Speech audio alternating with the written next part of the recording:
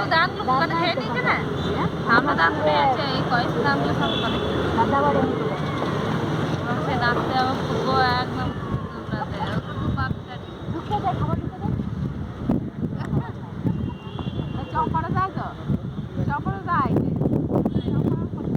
কি করছো তুমি?